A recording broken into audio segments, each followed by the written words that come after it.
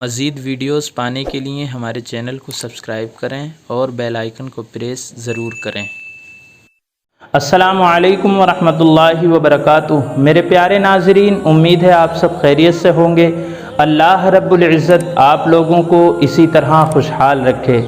رب تبارک و تعالی آپ کو ہمیشہ شاد و آباد رکھے۔ میرے پیارے ناظرین، آج میں آپ کے سامنے ایک ایسے موضوع پر بات کرنے والا ہوں کہ جب میں نے اس کو پڑھا تو میں نے سوچا کہ کیوں نہ آپ لوگوں کے سامنے بھی اس کو پیش کیا جائے، اور وہ کچھ اس طرح کا موضوع ہے کہ بیت الخلاء کا دروازہ کھلا رکھنے کے کیا کیا نقصانات ہو سکتے ہیں۔ ہمارے گھروں کے اندر بہت سی شیطانی بلائیں اور آفتیں موجود ہوتی ہیں۔ دیکھیے، ان بلاؤں اور ان آفتوں کا تعلق بیت الخلاء کا دروازہ کھلا رکھنے سے بھی ہے۔ میری ان چند باتوں کو آپ فالو کر لیجئے، آپ کے جسم سے جتنے بھی منفی توانائی ہے، یعنی کمزوریاں ہیں اور شیاطین ہیں، وہ سارے کے سارے کمزور پڑ جائیں گے۔ سب سے پہلی بات تو یہ ہے کہ آپ بیت الخلاء کی صفائی رکھیے، اس سے بالکل بھی سمجھوتا مت کیجیے، اور اس کو بدبو سے بھی بالکل پاک رکھیے۔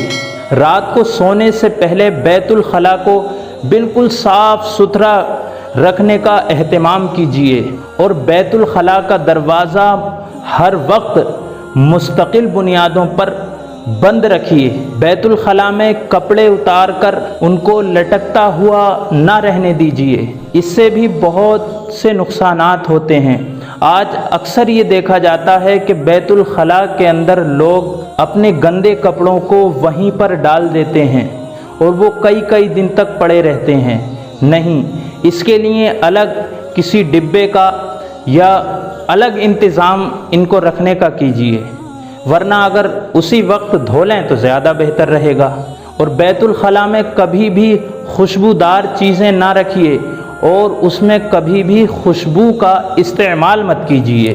اور ایک بات کا اور دھیان رکھیے کہ بیت الخلاء میں کبھی بھی کسی بھی طرح کی کوئی گفتگو مت کیجیے، اور بیت الخلاء میں رونا آپ کی طرف سے شیاطین کو کھلی دعوت ہوتی ہے کہ آپ کے جسم میں داخل ہو جائیں یا آپ کے جسم کو پکڑ میں لے لیں، اور اس کی وجہ سے رزق کے اندر کمی بھی ہوتی ہے، اور اگر شادی نہیں ہوئی ہے تو شادی میں دیر ہو جاتی ہے، زندگی میں مشکلات بڑھتی چلی جاتی ہیں۔